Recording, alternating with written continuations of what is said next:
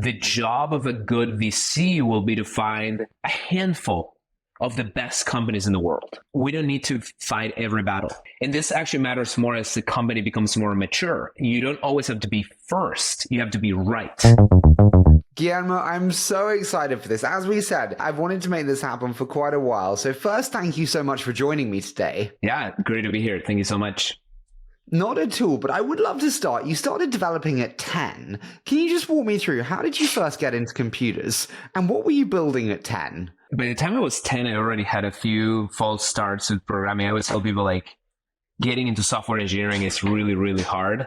And it takes a lot of trial and error to like really get into the groove. The first thing I ever did was creating websites for my passions and my interests when I was a kid. So at the time, I think it was like Dragon Ball Z, and I was learning just enough HTML to be able to put up a website online. I would use a tool called Front Page. You can say that my passion has always drawn me towards the web and publishing things online, and that's how the world has gotten to know me. Same for me. I mean, 3,000 podcasts in, I think we can definitely say that's the same. You then dropped out of high school and moved to SF super young. How is this process? That's got to be a defining process for you as a person. Yeah, that's a funny story because I would have never imagined that I would drop out of the high school that I spent so much blood, sweat, and tears getting into. I'm from Argentina, and there's two high schools in Argentina that are well known. They're public high schools with an entry exam, which acts like a contest.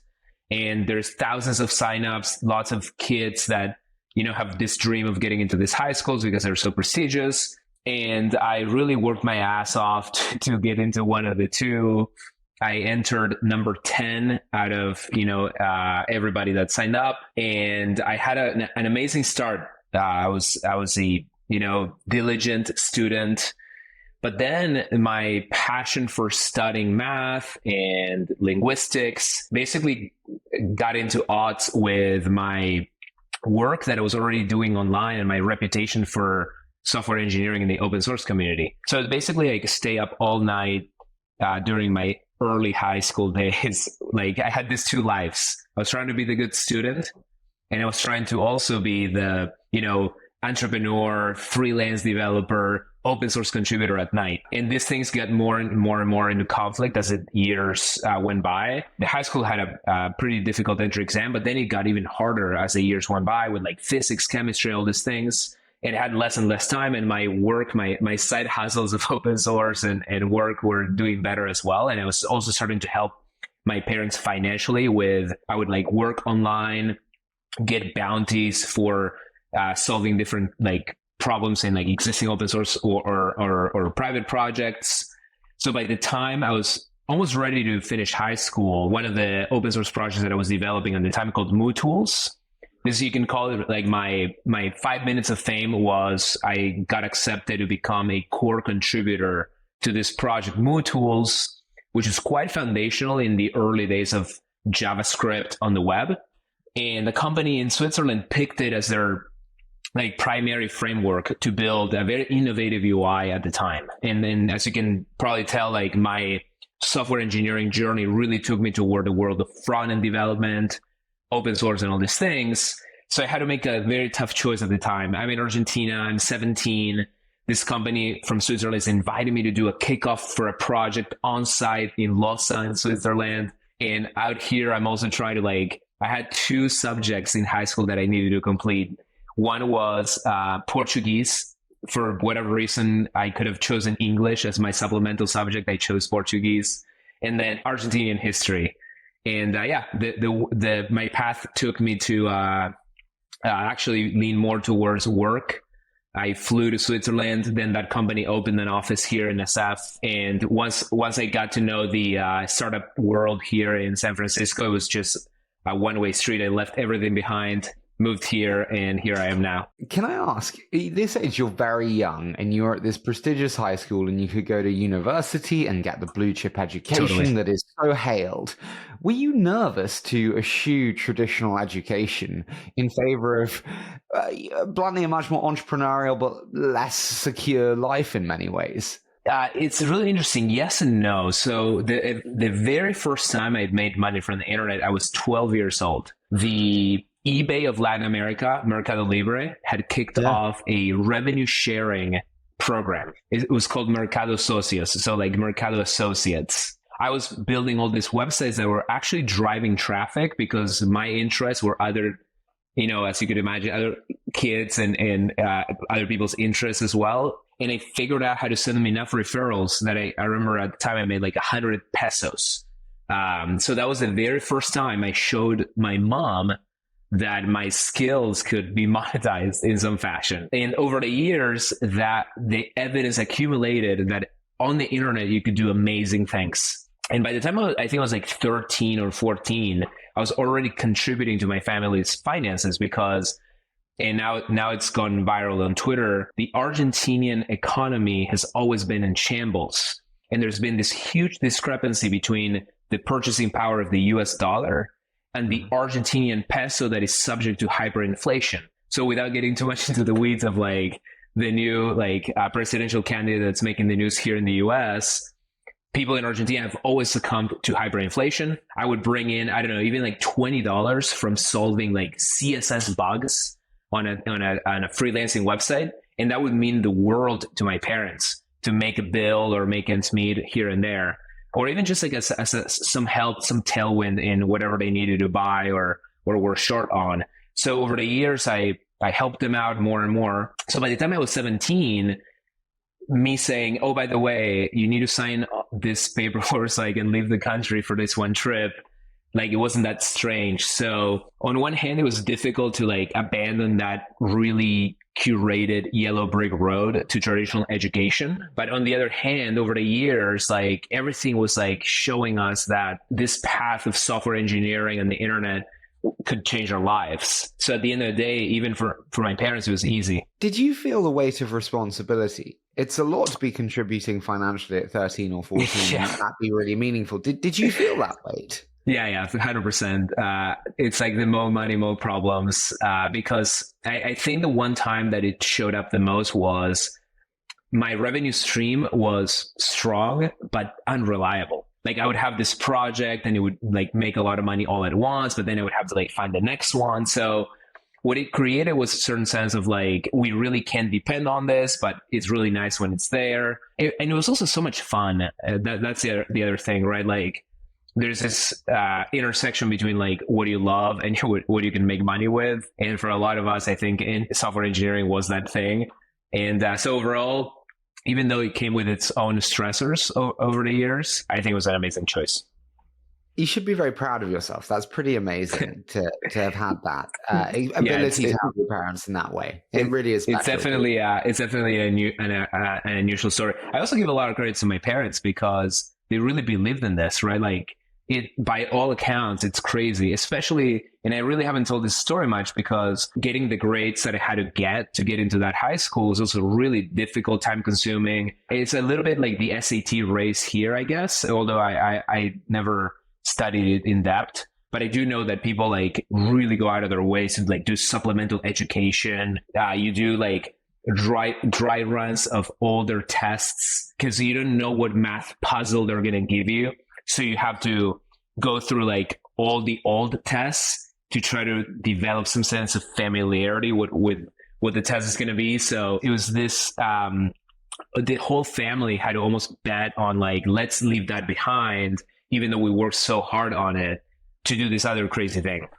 Dude, what drives you? I spoke to many of your investors, your team members, and they said about the incredibly high bar that you have of yourself. What drives you from like earning money at 13 to pay for the family to staying up late beyond belief while doing side jobs when you're a teenager to get into schools to moving to SF on your own with no friends? What drives you? And is it always been the same? Yeah, good question. I think it's been consistent in that there is a few personality traits. Like anytime I see something great come to fruition, I think I don't dwell as much on it. I'm just like thinking about like, what is the next thing that we can do? So it's really exciting to be able to unlock the next thing, which acts as a launch pad of the next thing, which acts as a launch pad of the next thing. Yeah, like there's all this that we can do and accomplish. And then there is another thing that sets you up to do. And part of me coming here was it really expanded the horizon of what's possible. The access to capital, the access to the network, the access to, frankly, a lot of people that have the same passions and interests. That's, I think, the big unlock for me. I felt that in my previous path, I just had a lot fewer people that I could relate to in terms of this obsessions. Can I ask a hard one? Do you think that decision would be the same today, given the state of SF back then being such a hub, such a great place, versus today where, forgetting all the political, it's just less of a hub. Let's put it in that way. Like, it's just more decentralized. Do you think it would still be that needle mover, or do you think actually less so? I think there's two components to it. I think part of me being from Argentina, the step up, and I don't really believe in the labels like third world, first world, whatever, but I wrote an article about this. It's you can't forgo efficiency. The step up from going from a very inefficient system to a very efficient one is very significant in your quality of life and what you're set up and enabled to accomplish. I notice this when I travel to countries where I have a great time because of all the novelty and all the places that I can visit. But 2 weeks in, I'm like, I miss this efficiency and this efficiency and this efficiency of the new life that I have.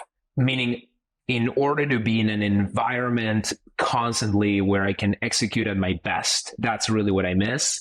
To your point about decentralization, I don't think SF is the only environment in which people can now develop companies and ideas and things like that. In fact, I'm not even from the city of Buenos Aires. I'm from the outskirts of the city of Buenos Aires, which is even less, let's call it like efficient, to give it like a good label. It was like very bare bones of a place where I grew up, and there were a lot of safety issues and a lot of other things that we had to deal with. So I think there's something about the baseline of what you can equip a person with in terms of access to information, connections, well-being, things like that. I think the US is so much better in that sense. But in the specific place, I still think that SF has a significant advantage, but it's not the only place in which you can do things like this. You speak about kind of the baseline there being tough. There's problems of safety. There's problems of basic infrastructure. I'd love to know your thoughts on immigrant founders and why we have a disproportionate number that are successful, and why you believe immigrant founders are more likely to be successful than not. That's excellent, because I truly believe that only immigrants can have a very in-depth appreciation for the unique qualities of the place that they immigrate into. That's my overarching hypothesis. And I do think that appreciation for what's unique, different, special, awesome about a place or even a company is something that really empowers the individual. In fact, when I think about who would I recruit to be a part of this journey of building a startup, I really think that the people that appreciate what you're building and the mission, even before they join the company, are the ones that are most motivated and driven to make that company succeed. Let's think of a country as a super company. In fact, folks like to call the US an experiment because it's so young, it's still as a system, right? So it's like this massive startup that draws people in, that there's still a high bar to even get in. First of all, like, it was really hard for me to even immigrate. So you'd really have to have this appreciation for what's already here and what that can set you up to do. So you called it infrastructure, and that starts tying it into more of the story of Vercel. And like, I really do believe that building the infrastructure into what people can do amazing things is what sets companies and countries apart. What you can do in your lifetime will be a function of the underlying infrastructure that you're given. And if you're not given that infrastructure, the best thing you can do is move to where you can find that. Do you believe you have that in the US today with all the political changes? I think so. And I think that despite the turmoil, there's something very compelling about having the right framework that sort of governs and sort of keeps the system in balance over long periods of time. So really what I'm betting on is not the present state of a local micro measurement that you could make about the system. I'm a bigger believer in the rules, checks, and balances of the overarching system.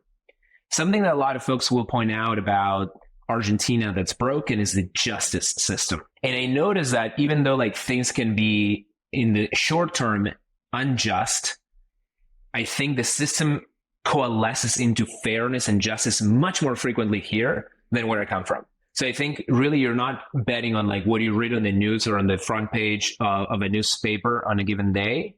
You're betting on how does the system evolve over time and which system seems to be more likely to honor its foundations and its checks and balances. Those are the things that I look for when evaluating systems in general, let alone engineering systems, but also countries. Can I ask you, if like immigrant founders have this high propensity to be successful, I spoke to some of your team and they said that across the board, the talent within the company, and Jeff said this too, but the talent within the company is just consistently exceptionally high. And they asked in particular, what are some uncommon or unexpected signals that you see in the talent that you hire, given that you may hire people who societal, like traditional tech companies may overlook from the Stanfords or the Harvard or the MITs? I think a lot about our mission as working backwards from what outstanding products look like and work like, right? So you come to Vercel because you want to build a great product and you want our infrastructure and our tools to enable that. So I'm constantly thinking, okay, what does incredible look like? And work backwards into the implementation. And that's why actually we posited the market that front end is so important. Even though it was overlooked for years and years and years, it goes back to like when I even started.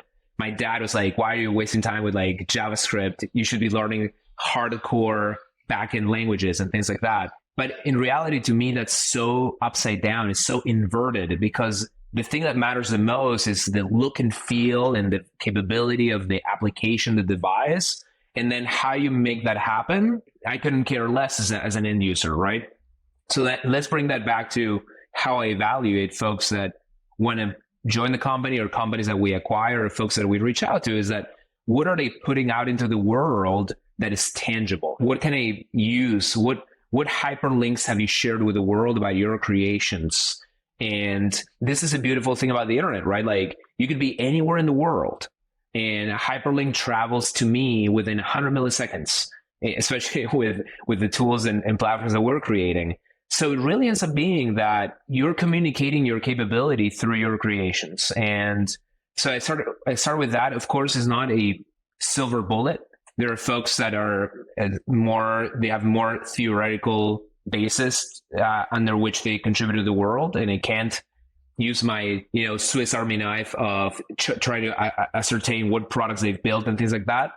But that helps a lot, and I want to see more of that in the world. It also solves the big problem of attribution, which is like when they're publishing personal projects, attribution is quite clear than when you're like, I was 5 years at brand name company, and you're like, well, yeah.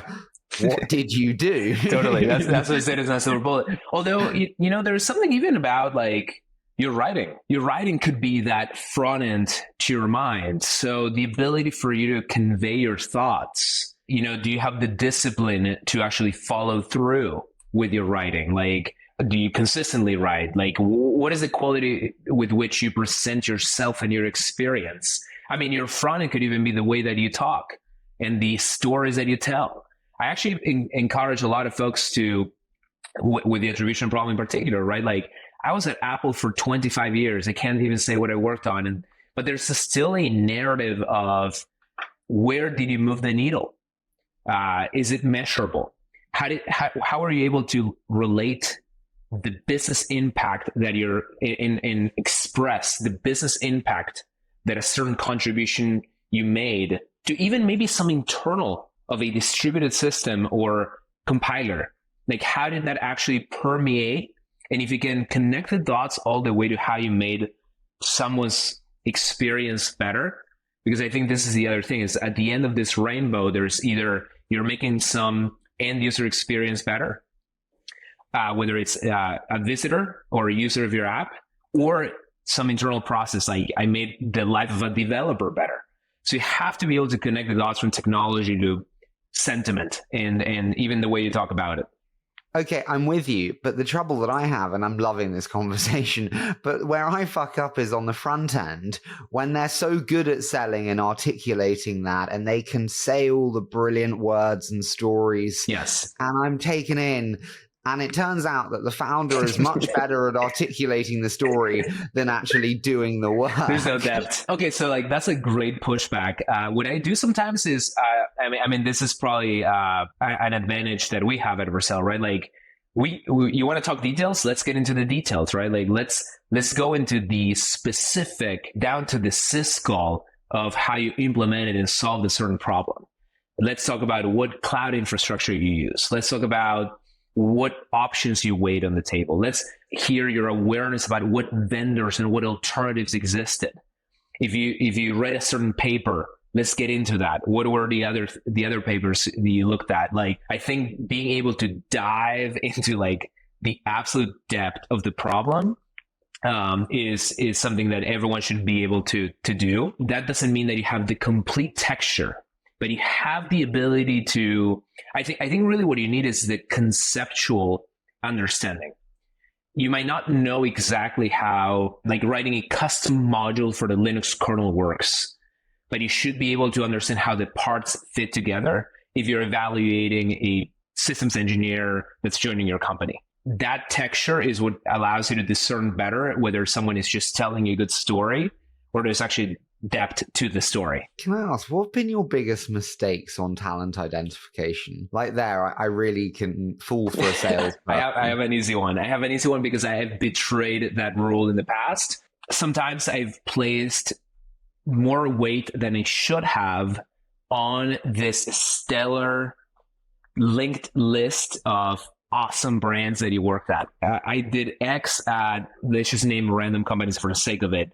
Apple, Google, Amazon, Netflix. And you look at that and you're like, well, 4 companies in a row couldn't have been wrong on this candidate, right?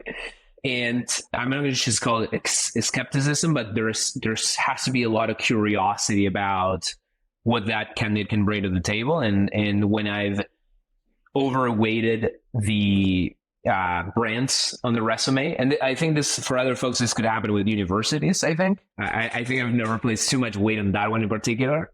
I think that's one way where looking back, I think I could have done better with a few candidates. But yeah, I think at the end of the day, it comes back to, can you evaluate the opportunity in its more objective and measurable merits than the approximations of merit, if you can.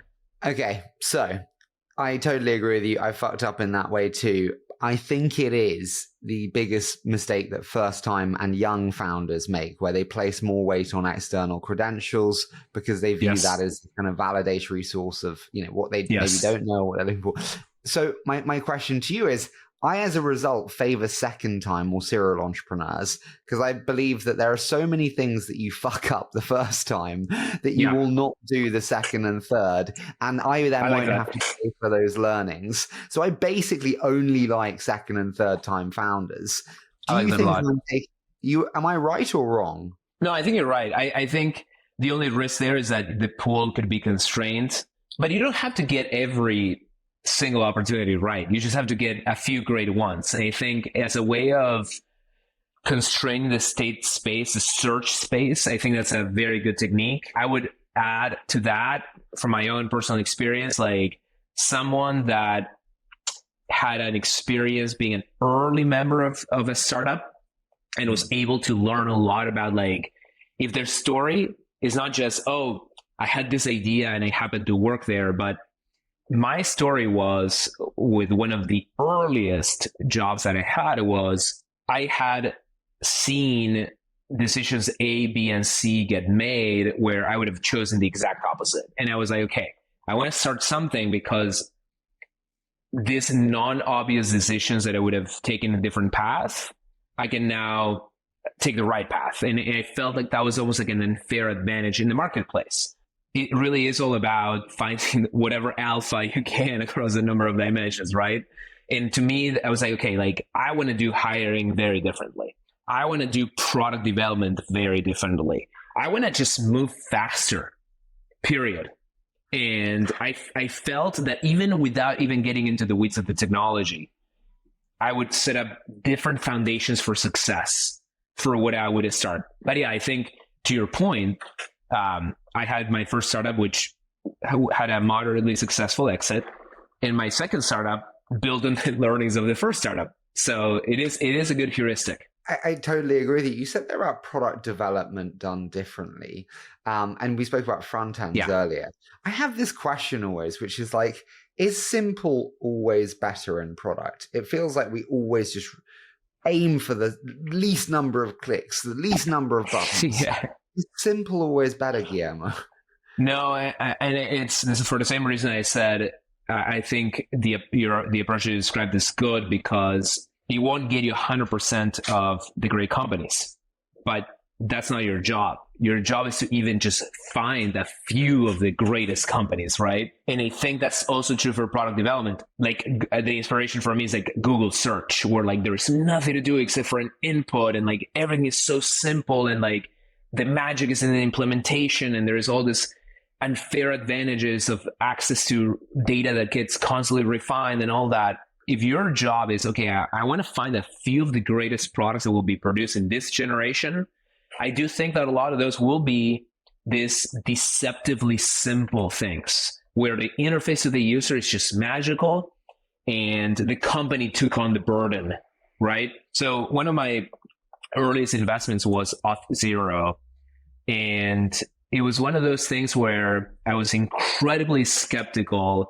and yet I was like, I'll do it. Like, this is all about asymmetric upside, right? But I remember the thing that I rooted myself in, and this is true for Stripe, which I didn't do, but I admired at the time, a simple API call that hides a tremendous amount of complexity behind. So I never want to deal with like MasterCard and Visa and like all these payment gateways and all this nonsense, retries and workflows. And the other side, you have like this awesome simplicity of like, here's the API call, here's the curl command that you can run to get started. So I do think that a lot of companies will follow that.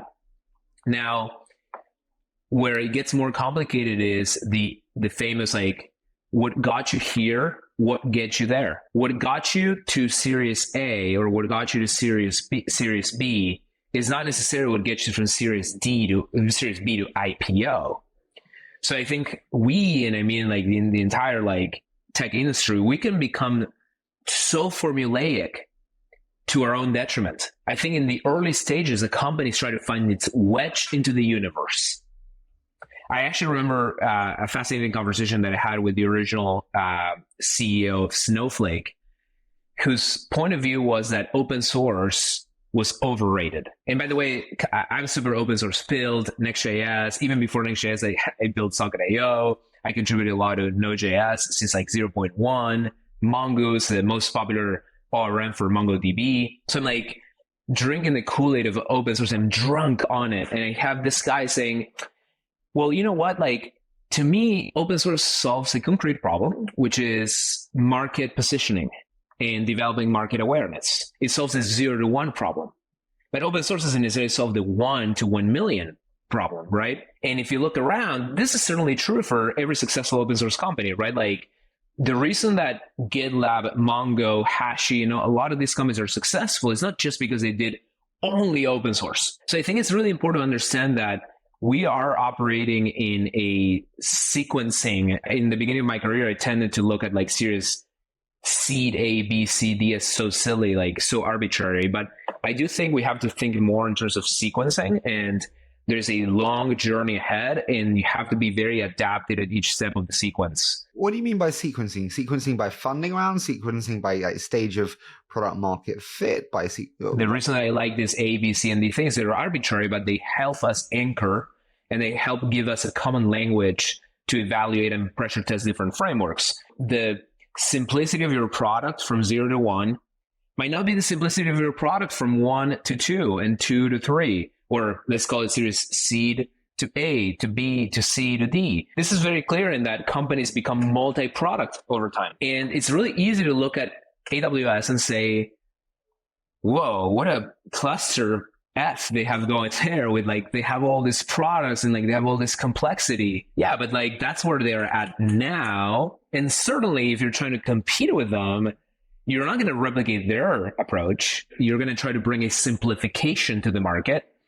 But over time, you have to reevaluate your priors, because the challenge, the market, the growth, like things are changing over time. So you asked me the question of, is what I should be looking for only really simple products? And to me, the answer is very much stage dependent, very much market dependent.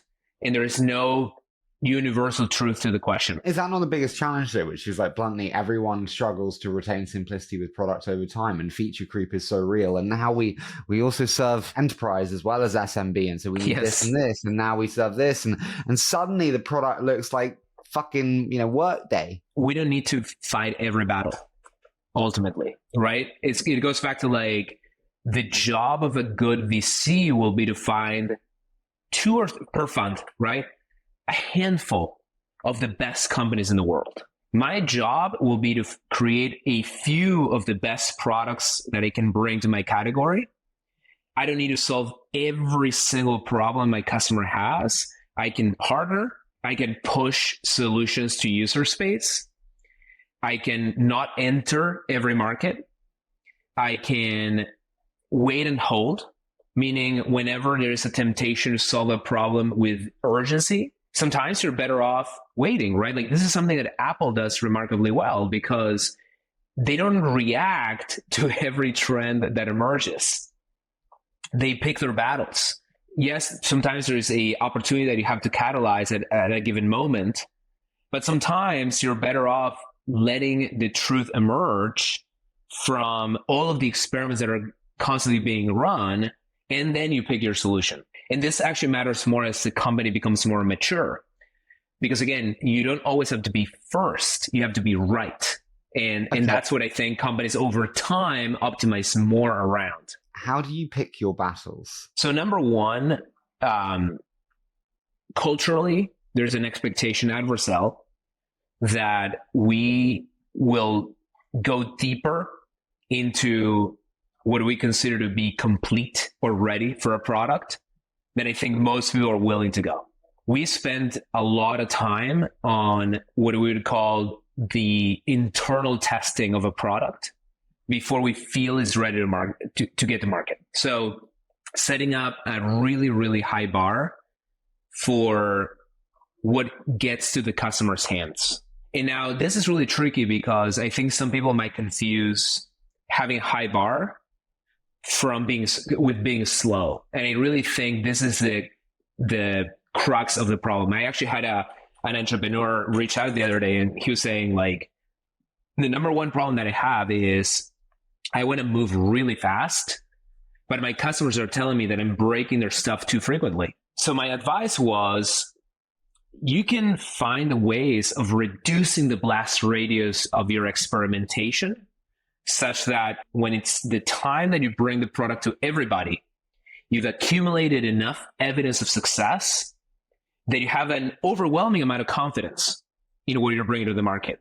So it's easy to dismiss when like these keynotes happen and say like, this is the best phone we've ever made. And like, you can dismiss some of those statements as just an effective product marketing team that has written down a few formulas, or you can actually earn that confidence yourself. And when you've done all of that pressure testing, sometimes I talk about this awesome video that I come back to on YouTube. I send it to a lot of people of Boeing bending the wings of the airplane inside the factory beyond the point that is actually realistically possible that a turbulence event will bend the wings. They will bend them so much that it looks like the plane has like molded into like a cylinder. But that gives them the confidence that, you know, you can do millions of flights a year and tolerate any storm and tolerate any weather event. And yeah, the wings will bend, but you've gone above and beyond to certify and sign off. This is the plane that I want people to fly and feel safe inside. I get you, but when you have that level of validation of testing, it does just mean you can't ship tomorrow. Do you worry that you'll lose an inch on speed? If you are, I didn't say this, your team said it and your investors said it. maybe a slight perfectionist when it comes to the level of quality that you need to ship? I think that if you're rigorous in your process and you do it very frequently and you make it a part of the culture, you would be surprised, because like in a way your best outcome is that people are carrying that idea and that approach in their work. I'm not the one that is like going after every single project and applying this rigorous testing. You know what I mean? I'm the one that is saying, this is the bar. These are some of the techniques. These are some of the stories. So I think there's a lot of power to storytelling, to sharing to people like, how do we even get here? What are the things that we've learned have worked well? How have we been successful in the past in moving fast and shipping with quality? I think if you don't have those stories that you can actually give people, like it almost sounds like it sounds so contradictory that you could move fast and ship with high quality, that if you cannot offer people those stories of like, this is how we did it for Next.js 1.0, or this is how we did it for when we launched the new deployment infrastructure, it almost sounds impossible. Can I ask you a bit of a weird one? But I've been thinking more and more kind of about the integration or kind of the relationship between front end and AI. And I think more and more UI will matter less and less with the increasing prominence of AI, creating this kind of chasm between consumer and UI. Doesn't remove the importance of UX, but UI for sure. Do you agree, or do you think I'm missing it?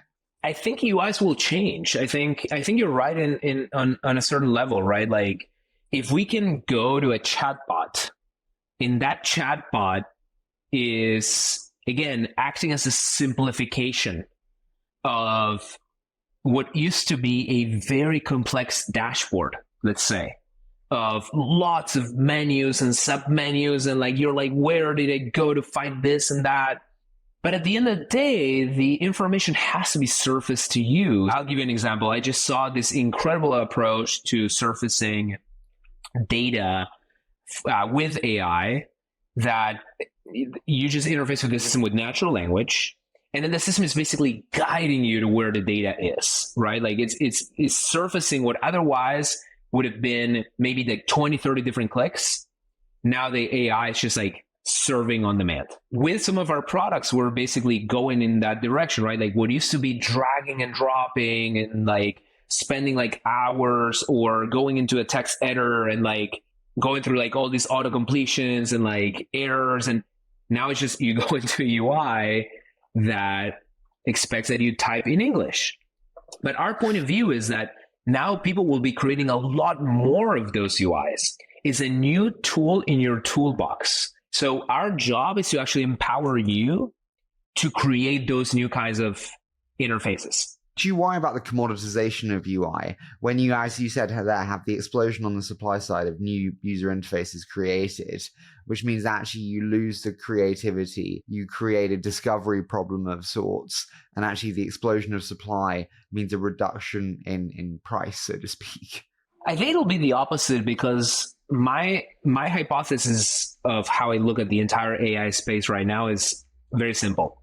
There are a lot of jobs to be done that people will have to perform no matter what, right? Like there is decisions that need to be made. There's data that needs to get visualized. There is communication that needs to be made. Like I need to send you an email. I need to make a phone call. Like a lot of those things won't go away, but how we do them is going to be profoundly transformed. So let's say that I want to create a new email client.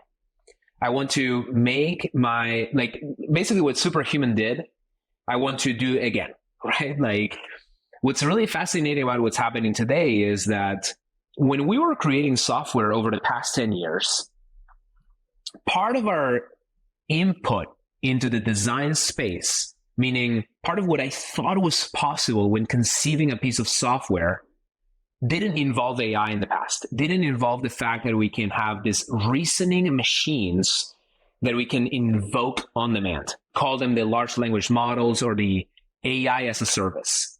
Now that I have those, how profoundly different will my design be? So if I have to create the next Notion, the next Superhuman, the next Figma, My bet is that it certainly is going to look completely different, because before I would reach for what I would call like software 1.0 solutions. Now, what makes someone really good at product design, frankly, is that they looked at a lot of designs over their lifetime. They looked at a lot of data. They have a good instinct. It's almost like a good Go player. What made Lee Sedol a formidable adversary to AlphaGo is that there was this instinct, this pattern matching. But now it's almost like the board has shifted. What made you a good software 1.0 designer, it needs to be actualized. It's not that you're not going to be good at a software 2.0 design, but you need to say, okay, now when I sit down with my conceptually empty canvas, now I have this other set of tools that I can use to solve the problem. And it's exciting because startups don't have any priors. They don't have any legacy software in which they have to retrofit AI onto. So it's a great opportunity for incumbents potentially, because they can now say, I added AI, ship it, and they can increase their TAM. They can say, I'm AI ready, but it's also a really scary situation to be in when someone can come in and produce a completely different design, if that makes sense. Can I push back on you and say, I think that's like a transitory phase. Like Miles Grimshaw said it on the show from Benchmark very well. He said Copilot's an incumbent strategy. And actually, you know, the things that you think we will need to do, that new marketing copy, that new accounts, that phone call that needs to be made, actually won't need to be made. You'll say, I want this CAC to LTV across Facebook, Instagram, and Twitter. Here's $1,000. Go do it. And there will be no decisions on where it's spent, which micro-influencer, and it'll just do it. And actually selling the work and not the tools is what the true transition will be. And incumbents will win in the intermediary. I think I agree over a long enough timeline, but that doesn't actually result in practical advice for what to do over the next 3 quarters or even couple of years, right? I think the most successful innovations tend to meet the world where the world is. So when I think about the iPhone, I was actually recounting this story of my team that I found fascinating, which is that famously there were 2 concurrent experiments for what would become the operating system of the iPhone. iPod OS evolves, and it was a fresh new code base. It was already on like mobile devices, in the sense of like it was already being deployed to like smaller miniaturized hardware that was portable. And concurrently was the strategy of let's retrofit Mac OS to fit it into the iPhone. And obviously Mac OS being forked into iOS is a strategy that won. And it met the world where it was. The first killer app was being able to downsize websites and put them into a smaller screen, and then find new evolutions within that, which became responsive design and so on and so forth. And then new native things happened within the context of that platform, namely new applications that weren't possible by just retrofitting, new applications that took advantage of the medium and new capabilities that were unique to the medium. But even fast forward to today, like 20 years later, we're still in that world of there's this hybrid of the DNA of what already existed with all of this new DNA of what's now possible because you're on a mobile device, and they continue to co-evolve. I think this will be the co-evolution of AI and traditional software as well. But again, going to like what makes practical advice possible, I think a lot of those chat type interfaces will have to meet the customer where they are. If you say to the AI, please help me make an advertising that's going to be deployed onto X in Meta, in Instagram, or Facebook and Instagram, it'll have to give you some UI as feedback of what's proposing back to you. And then you'll have to interface with the system further. So I think it's still all UIs all the way down. Now, the key magical part of this is that they are UIs that are unique to the AI problem space. And those UIs will definitely be different. How do we think about great UI in an AI first world versus not in an AI first world? I've never thought about that before, but if we think about that, where it's like it sells the work, it completes the project, and it delivers it back to you, is that a world of visual first, chart first, aesthetic beauty by data and data relayal versus simplicity and beauty? I'm just trying to understand, like, does it change the way we think about great UI? one of my hypotheses is that we actually, in some ways, have to give people more UI. I'll explain why. So there's two references that I give my teams a lot. One is Minority Report, and Tom Cruise, historically and like famously like, being in this AR interface of the future, where in order to detect crime, was like he's like in charge of like the pre-crime forensics. He can predict crime, and he gets all of this data in front of his visual cortex in this 3D space, and he's like, I'm going to zoom in here and get this data point and this data point, etc. Like, forget science fiction for a second. We don't have AR that works at scale yet, and we're not Tom Cruise. Let's actually look at what's succeeding in the AI world today. We have Midjourney. Midjourney gives you this text interface, but as a result of your text prompt, gives you 4 choices of what you could possibly like.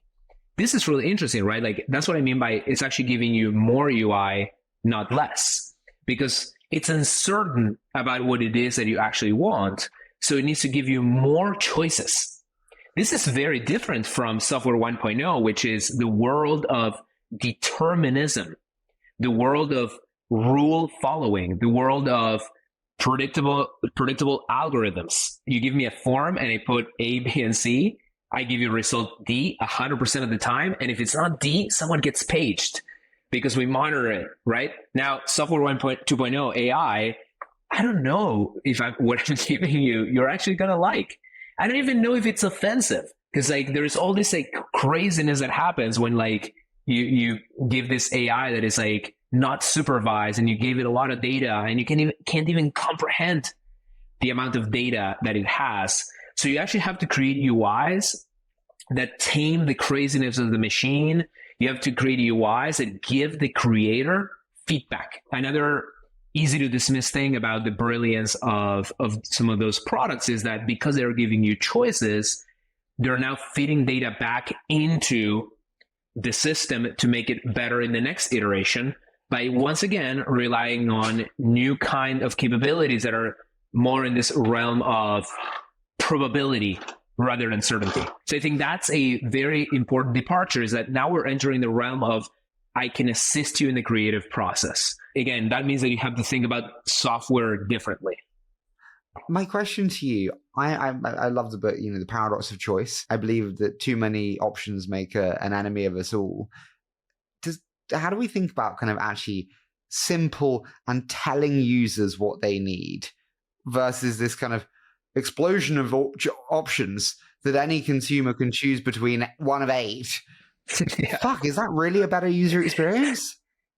I don't think it depends on what stage of the problem solving sort of workflow you're in, right? If it's in a very creative side of the process, I do think having more options is better. The other reference I mentioned, I like to give the Minority Report reference. I like to give the Rick Rubin reference of like his contribution to the world is telling the artists if they like something or not, right? Like he says in that interview, like, I'm not an expert in the specific music techniques. I don't know how to play an instrument. The feedback that I give to the artist is what's valuable.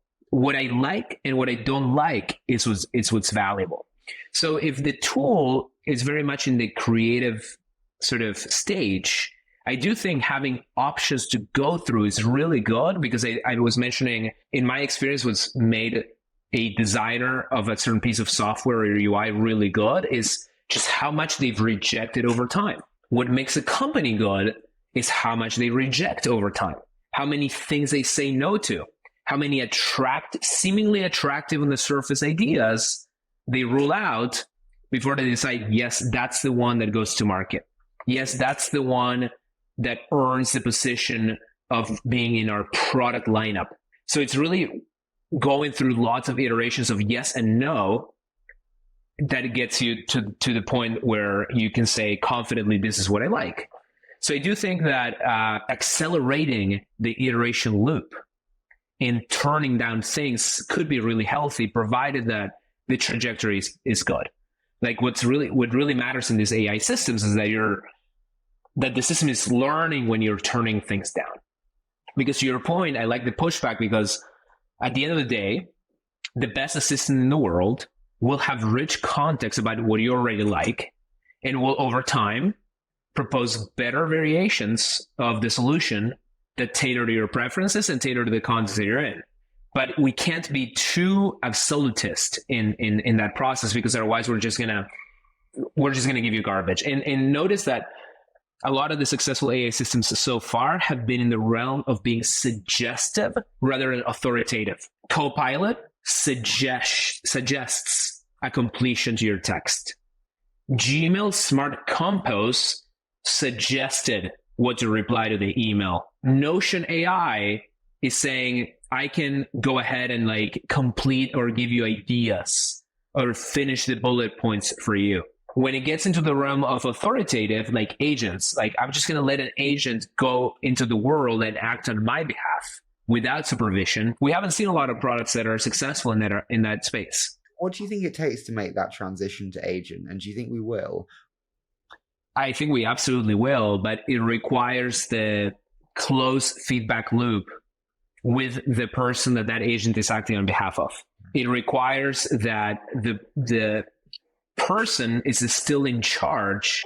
The metaphor that I like to use is being the editor in the newsroom. And you're having the agents bring you the ideas.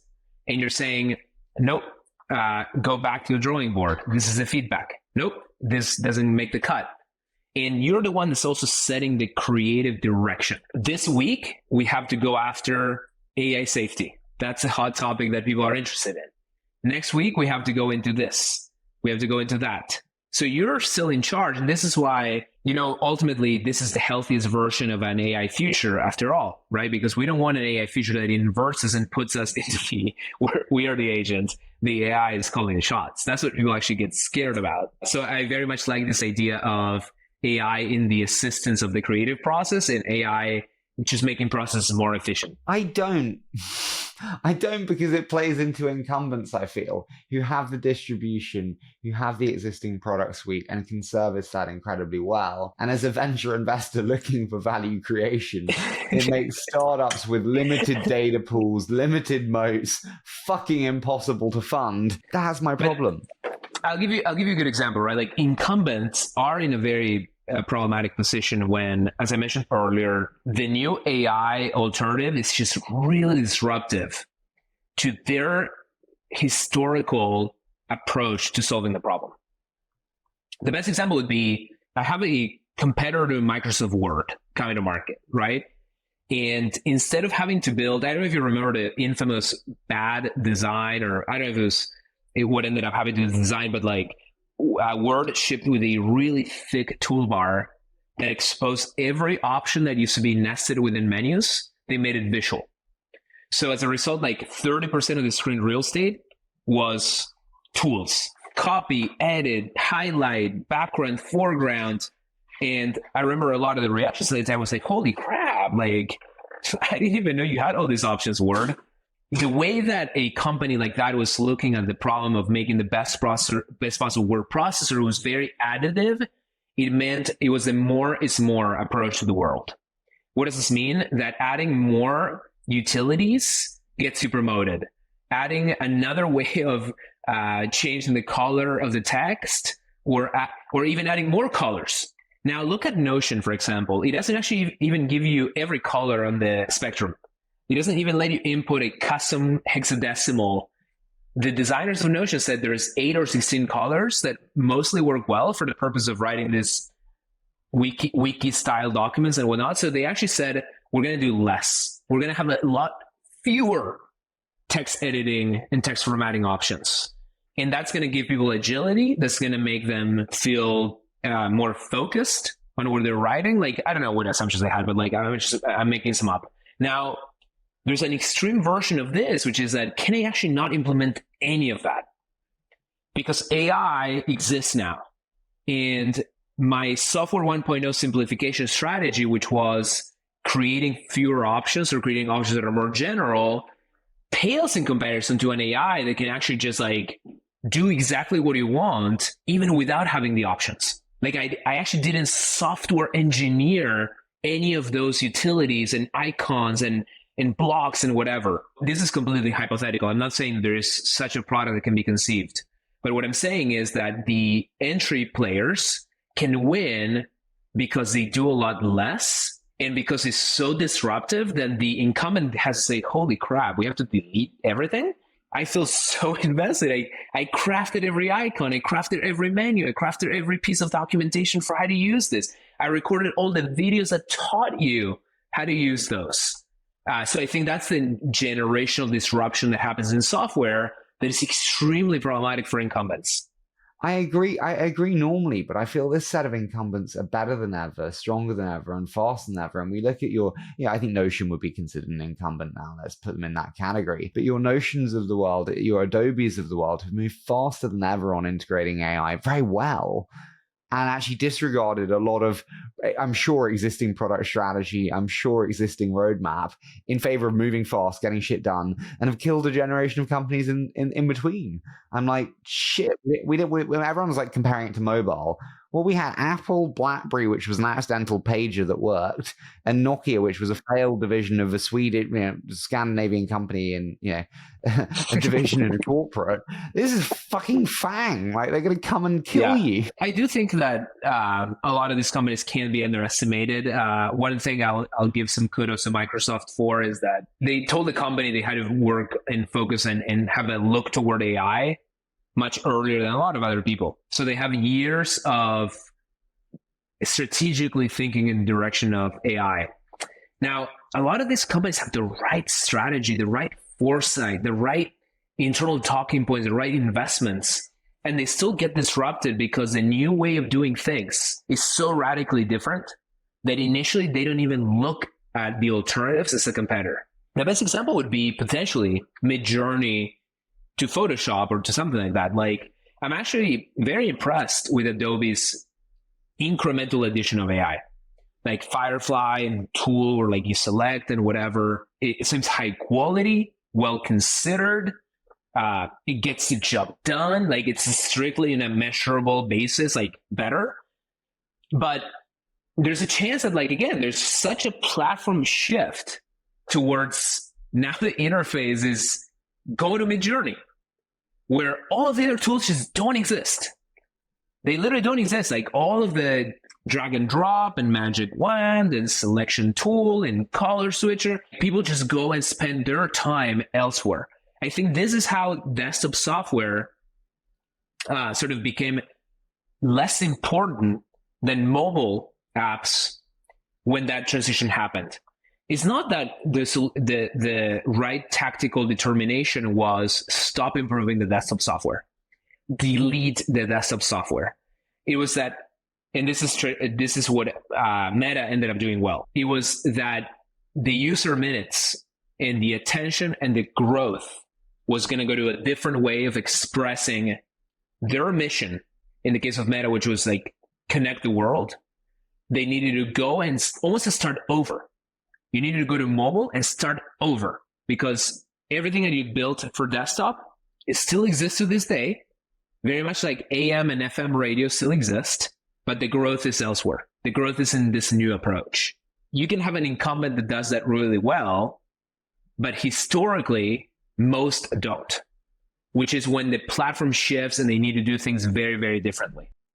Thinking about needing to do things very, very differently, and then we will move into a quick fire because I could talk to you all day. But business models have not changed at all in many, many years, largely on a per seat basis. Does AI like solidify the shift away from per seat pricing and entirely change the business model of software? I really like what's happening with AI because I think it's an acceleration of what was already happening with cloud. If you look at Vercel offers you two very powerful things for your organization. Number one is the most obvious and the most visceral to a lot of developers, which is that you give us your front-end project, Next.js, Nuxt, whatever, and we host it. We give you infrastructure to scale it autonomously. And that's traditionally a consumption. You pay for what you use business model, like Snowflake. But what Vercel also gives you is the iteration velocity and agility, very much like what Google Docs or Figma give you, which is like, now I can collaborate really fast with hyperlinks and I can share around my entire organization what everybody's working on. It's almost like a Jira type thing. My maybe narrative violation is that businesses that only do one half of the equation are going to become less and less popular over time. Because when I buy software, I expect to buy a comprehensive platform that solves business problems. And solving business problems is never about just procuring a very specific material at COG. I want this to do more for me. I want it to be like an operating system for my organization, especially as you hit scale. You're like, oh, I'm using Vercel for this little thing here to like host this, but I'm using Azure here and Google here. And give me the foundation to level up my product development organization. That's what most of my customers actually want. So the way that we've built against that is that we've done a combination of like SaaS that is by seat and purchasing platform capabilities with infrastructure that grows when your visitors use the software. I think AI from the outset is doing this because AI is about getting some workflow or some tool, but it's also spending GPU cycles on very expensive outsourced intelligence, so to speak. And the more I use it, the more it costs, right? Like if I use a lot of GPT-4, it doesn't matter that you're charging me like 20, 30 bucks a month. You have to like somehow model the fact that I'm piggybacking on your infrastructure for intelligence a lot. So I think we're going to see a lot of more of these hybrid models where you give me a baseline of utility, but I can also burst to utilize more of what you can automate for me, if that makes sense. Dude, you said about open there, and you're the master of open source. You have been for years and years and years. The question is, though, if you just say there about kind of buying that kind of platform, that kind of validated product set, who wins in the next 10 years in terms of kind of AI development? Is it open or closed systems? Because closed systems are the ones that can deliver that packaged Microsoft tick bundle with a ribbon, and closed and open's like, I mean, it's great in many ways, but we both know it's not the packaged product that Microsoft is. Yeah, I need more data to be able to make an accurate prediction, which is a total cop-out. You're not a VC then. If you were a VC, you'd say, I have no data, but I have a thesis. I can tell you I'm a frameworks guy. So like my whole life, I've been all about creating frameworks that give people the right foundations to scale. So I can tell you what my framework is with this problem. When Kubernetes was coming out, there were a lot of alternatives, some proprietary, some open source. What ended up winning was what every company in the world decided was the standard on top of which they were going to build an ecosystem. This happened again with React. So React is the most fun conversation that developers will have today, almost like tabs versus spaces. People love to talk about if React is difficult, if it's easy, if it re-renders too much, if it doesn't re-render too much, if it wastes cycles because of the virtual DOM, if it doesn't. But React won the hearts and minds of the ecosystem. In fact, a lot of people, there's an internal meme in the community called like React Brain. It makes you think a certain way. And detractors accuse other folks of having React Brain because once you get used to the tool, it's even harder to adopt other tools. In a way, even going further back than Kubernetes, it's almost like having Linux Brain. When I learned Linux, like even though it could have been inferior in some benchmark to the proprietary alternative, over time, the ecosystem value and all of the people that got Linux Brain was so powerful that the proprietary alternatives all collapsed one after the other after the other. And the most famous capitulation is Azure is a Linux first cloud as opposed to a Windows Server first cloud, right? The proprietary alternative. So one part of my framework is saying Llama becomes Linux. Right now, Llama is not as good as GPT-4, not even close. But with the ecosystem saying, this is what we're going to bet on. This is where we're going to throw all of our AI researchers. This is where we're going to throw all our hardware, AI chip accelerator budgets. This is where we're going to throw in all our software acceleration budgets. This is where we're going to throw all our documentation. This is where we're going to throw all the user space frameworks like Llama Index and LangChain and this and that. Like now you have this entire community that's saying we're going to bet on this thing becoming better. But the counter thesis to that is that, and this is the famous Jeff Bezos quote on why AWS got so far ahead of the competition, even though the competition knew full well that cloud was a strategic place to go, is that even a 2-year advantage in technology can be lethal. Meaning like 2 years in tech is very hard to overcome. 5 years in tech, it's just exponential. 10 years, like good luck catching up to that company if they got, for whatever reason, you ignore their advantage for 10 years. This has certainly been true in our space. When we were betting on dynamic front-end rendering technology, a lot of folks were betting on static. I feel like a lot of folks have now said like, oh, like Vercel, you're growing so fast, you did this and that, and like they think like it's some act of magic. But going back, we just were willing to like bet on what was a little less popular, especially among VCs in the Valley, at a few crucial points. So yeah, like I can tell you like Llama will win or GPT-4 will win because I have evidence in favor of both. But I can tell you that every day we're getting more data, and it's one of the most fascinating open questions to me right now. I totally agree. I also love that in terms of going against the popular narrative. I always ask companies like, with the problem that you're solving, what do you believe that no one else believes that you have? Correct. Most important thing. Yeah, I really think it is. Listen, I want to move into a quick fire round. So I say a short statement and you give me your immediate thoughts. Does that sound okay? Fun. Let's do it. Okay. So is 99% of the cash going into AI companies today going to go to zero? False. Wow. Why? My prediction is just like what happened with Web 2.0, where you have, because of the platform shift toward mobile and social, you have countless successful IPOs from that generation. You have the Ubers, you have the Airbnbs, you have the Facebooks. We're going to see the exact same thing happen with AI. I can't tell you exactly like what the ratio will be, but I would be willing to bet that 20% of investments will be productive ones. Now, productive means companies that then get merged and acquired. Like we might buy an AI company. That doesn't mean 20% will be unicorns, but I think we will see a lot of positive ROI. I hope so. Okay, tell me, what's your biggest lessons from angel investing? You're secretly one of the most successful angel investors, I think, in the Valley. What's your biggest lessons from doing so? I think people underestimate just how much their own time goes into thinking about important problems that need to be solved, but you just don't have the bandwidth to solve them. If I look back on some of the most interesting investments that I've ever made, there are things that I would have loved to do myself. I just didn't have the time, and it wasn't in the right place. Maybe I was working on another project, maybe I was working on a different company to actually execute on those. So just to give you some examples, I invested in this company called Scale AI. I really badly wanted to work on a product like Scale AI.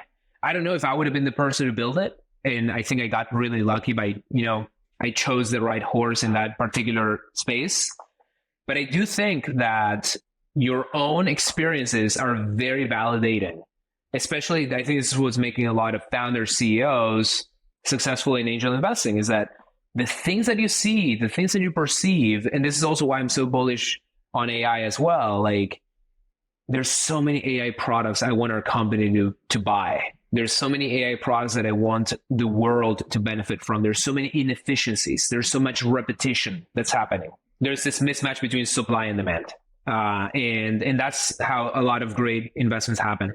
So I worry when I think I could do that. Like, I saw a company the other day and I was like, I'm better positioned to do this than the founder is. Do you not feel that it's a requirement when investing in a company that the founder's uniquely positioned to the extent that no one else is? The founder needs to be uniquely positioned in a number of dimensions, uniquely willing to go through the grind, uniquely positioned to either have the background or learn really fast what it takes to solve the problem. That's one that's kind of messed up about angel investing. Like, you can lose a lot of deals if you just look for expertise. Sometimes, and this is also true for my hiring philosophy, it's about the slope.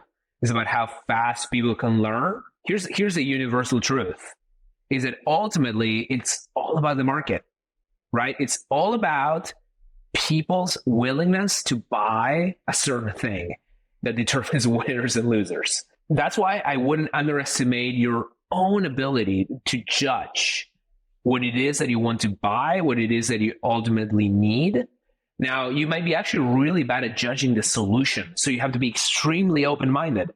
I made a quick comment earlier that the thing where I got lucky with Auth0 is that I just didn't feel like 100% confident about their solution, frankly. And if the founders are listening, they're going to hate me. Like, I felt at the time, holy shit, outsourcing Auth, like, to a startup? How does that make sense from a chicken and egg point of view? How does it make sense that your home's and your company's door and the lock, you outsource to what, the lowest bidder, like a startup that has 3 people? So I was like, okay, it's kind of crazy that you want to turn Auth into a microservice. But at the same time, I do know that implementing Auth is freaking hell. So this is the other advice I would give people, is that unfortunately, people overestimate their own capacity to solve in an excellent way. What do I mean by this? Every company I would advise, every startup that I would start, I used to set up a chat server in IRC. I would set up an IRC server so that people could collaborate. I knew the right problem to be solved. I knew that in order for software engineers to be more productive and collaborate with the rest of the company, they needed a chat medium to collaborate with others. I had the wrong solution. The solution was not to set up an IRC server. Very few people know this, but when Slack was coming up, a few competitors to Slack were actually giving you IRC as a service with some UI. So the market knew that there was a great opportunity around collaboration with chat for organizations. But this spectrum of solutions was incredibly bizarre. Some involved IRC hosting. Some involved a hybrid of Slack with IRC. Slack, even for a minute, had an IRC proxy to help people move from the old world to the new world. And then they discontinued that. It's the solution that I think becomes kind of like the tricky thing to like, where do you place your bet? But it's fascinating to like look back on those examples, because I have so many where like, I remember when Matt from WordPress, I sold my company to WordPress, said, we have to install Slack and deprecate IRC. And at the time I was like, whoa, like, are we really going to trust this company with all of our communication? Same visceral reaction that I had with my own investment in Auth0. Are we going to trust this company with all of our X? So you can almost see a pattern there. When you know that the problem is so painful, but your only hesitation is whether you can offload it to somebody, there might be a huge opportunity there. I love Mullenweg. What a fucking hero. I mean, what a dude. Listen, final one, Guillermo. I've so enjoyed this. Final one. If everything works out with Vercel, where are we in 10 years' time? The way we talk about this is we still live in a world where there are a lot of bad products.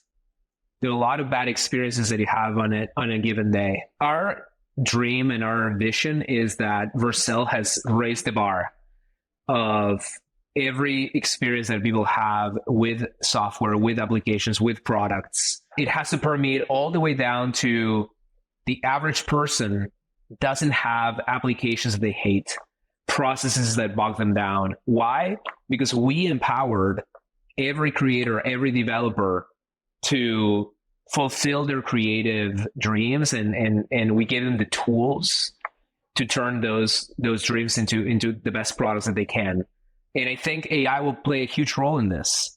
I think part of what we're doing now is creating a bigger funnel, bringing this technology into more and more people, and putting the creative process in charge.